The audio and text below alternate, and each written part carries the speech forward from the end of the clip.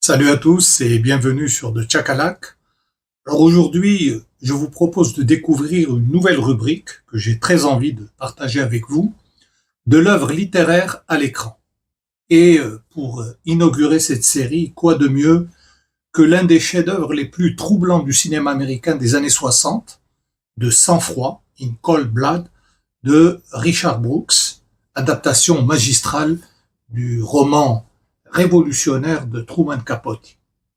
Pour moi, ce film noir, psychologique, nous confronte à une œuvre qui transcende le simple récit criminel pour devenir une méditation profonde sur la nature humaine, la violence et la justice. Préparez-vous à un voyage au cœur des ténèbres qui ne vous laissera pas indemne. Allons-y.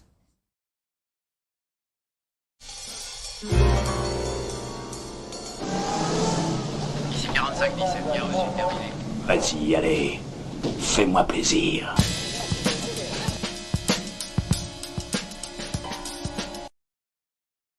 In the heart of America, in a small rural community, occurred a crime which shocked the entire nation.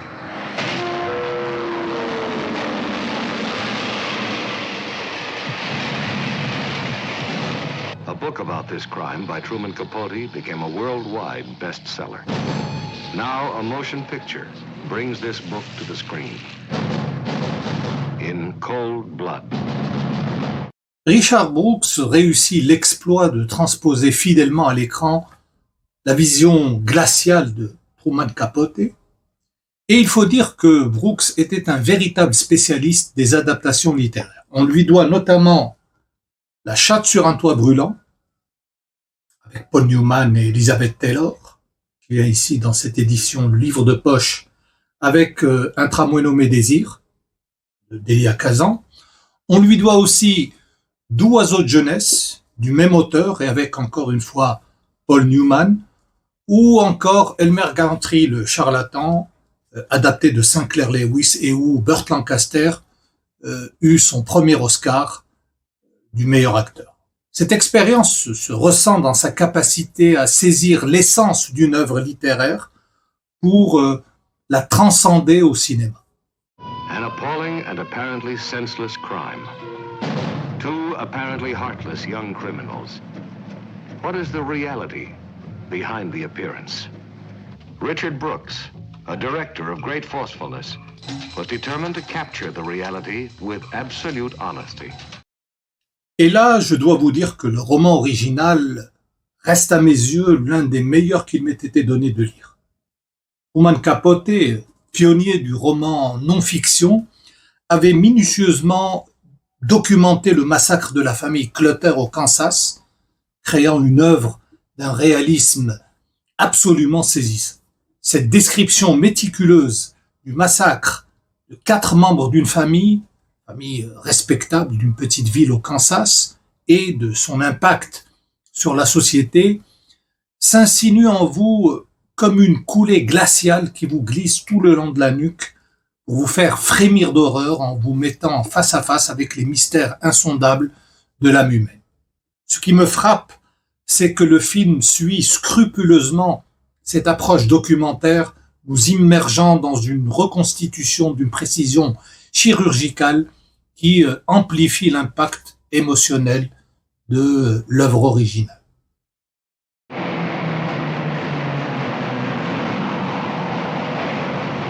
Kansas City.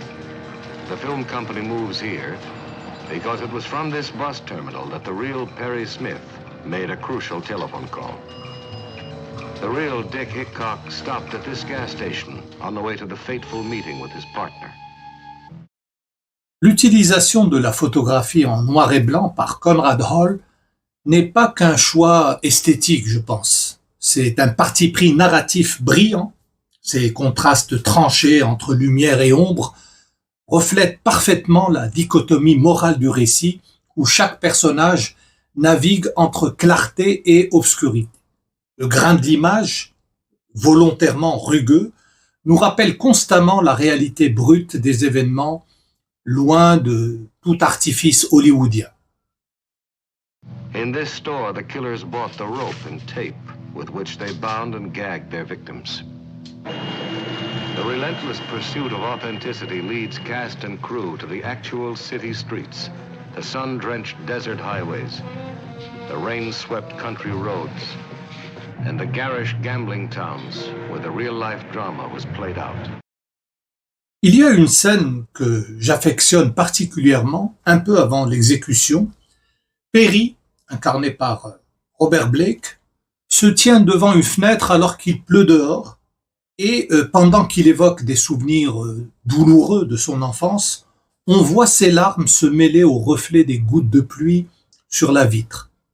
Ce moment illustre parfaitement le génie visuel de Brooks et Hall, cette superposition poétique entre la pluie extérieure et les pleurs intérieures crée une métaphore visuelle d'une puissance rare où la nature semble pleurer avec le condamné. I guess the only thing I'm gonna miss in this world is that poor old man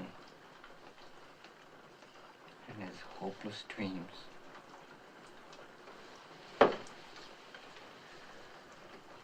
I'm glad you don't hate your father anymore. But I do. I hate him. And I love him. Le choix judicieux des acteurs, Robert Blake et Scott Wilson en tête dans les rôles des meurtriers, John Forsythe en enquêteur méticuleux, ce choix contribue également à cette atmosphère oppressante. Leurs performances, d'un naturel déconcertant, réussissent à vous glacer le sang en incarnant ces personnages complexes avec une humanité troublante.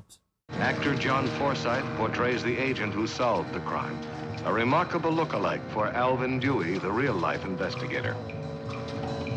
These are the real killers. These are the actors who play their parts. So uncanny are the resemblances that they have said, sometimes we get the creepy feeling that we really are those guys.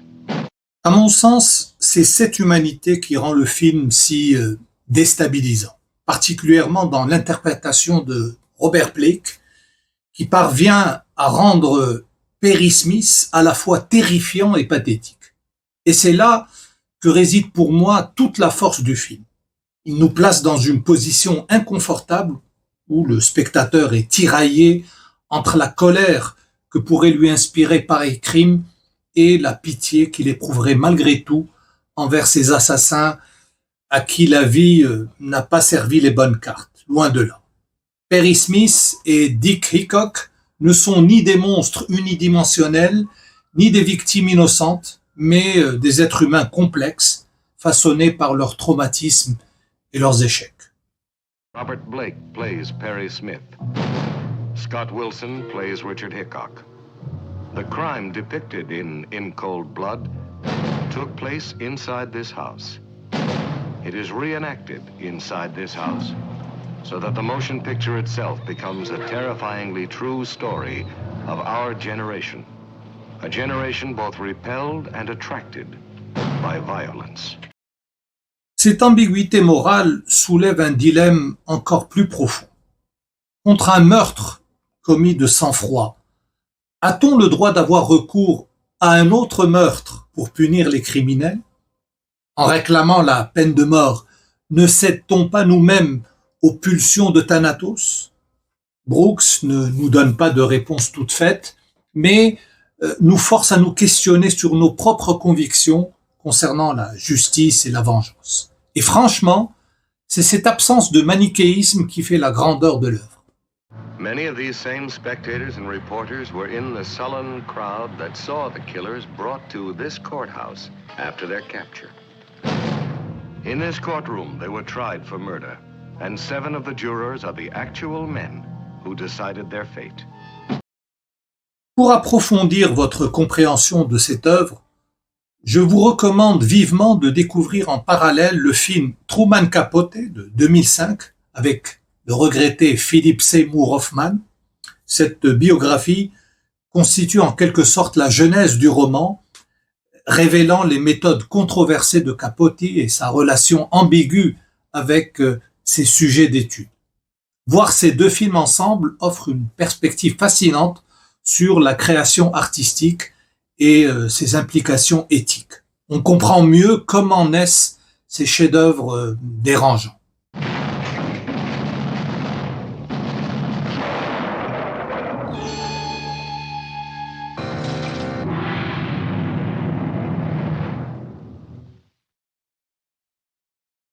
De sang-froid demeure près de 60 ans après sa sortie une œuvre d'une modernité saisissante. Dans notre époque, obsédée par les faits divers et la violence spectaculaire, le film de Brooks nous rappelle que derrière chaque stratégie se cachent des êtres humains complexes, ni tout à fait coupables, ni tout à fait innocents. C'est un cinéma qui dérange autant qu'il fascine, qui questionne autant qu'il révèle. Je pense sincèrement que c'est une expérience cinématographique indispensable pour quiconque s'intéresse aux zones d'ombre de l'âme humaine et au questionnement éternel sur la justice et la rédemption. Et c'est exactement ce type d'adaptation remarquable que j'ai envie d'explorer avec vous dans cette nouvelle rubrique de l'œuvre littéraire à l'écran. Avant de nous dire au revoir, je tiens à vous montrer les éditions en format physique que je possède des œuvres mentionnées dans cette vidéo, des œuvres en rapport avec le roman de Truman Capote de sang-froid. Et je commence par cette édition Blu-ray de La chatte sur un toit brûlant, La gata sobre el tejado de zinc, avec Elizabeth Taylor, Paul Newman. Le Blu-ray vient avec quelques bonus. Alors nous avons un commentaire audio du biographe Donald Spoto, auteur de The Kindness of Strangers, The Life of Tennessee Williams. Nous avons aussi La gata sobre el tejado de zinc, donc la chatte sur un toit brûlant, Jugando al gato y al ratón, jouant au chat et à la souris, et un trailer cinématographique. Donc une édition assez complète de cette adaptation par Richard Brooks de l'œuvre de Tennessee Williams. Ensuite, je possède aussi une édition DVD de D'oiseaux de jeunesse, autre adaptation par Richard Brooks de l'œuvre de Tennessee Williams. Excellent film avec Paul Newman, Geraldine Page, dans cette édition qui vient aussi avec La chatte sur un toit brûlant. L'adaptation de ce roman de cette pièce de théâtre, de Tennessee Williams. Nous avons à l'intérieur les deux disques. Donc, Chatte sur un toit brûlant et D'oiseaux de jeunesse. Il n'y a aucun bonus sur le film. Ensuite, l'adaptation de Lewis Sinclair par Richard Brooks de Elmer Gantry, Le charlatan, dans cette magnifique édition en digibook, très jolie, Burt Lancaster, Gene Simmons. Nous avons le Blu-ray, le DVD et un livre. Alors le livre s'intitule Elmer Gantry par Philippe Garnier. Nous avons ici Burt Lancaster, donc dans ce rôle qui lui a valu l'Oscar du meilleur acteur, son seul et unique Oscar. Et un livre avec de belles photos en noir et blanc sur le film, sur l'adaptation de Richard Brooks qu'on voit ici.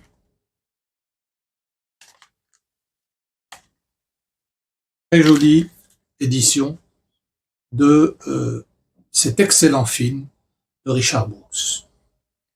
Et pour finir, édition Blu-ray espagnole de Sang-froid, In Cold Blood, à Sangre Fria. On peut voir ici donc Robert Blake avec Scott Wilson.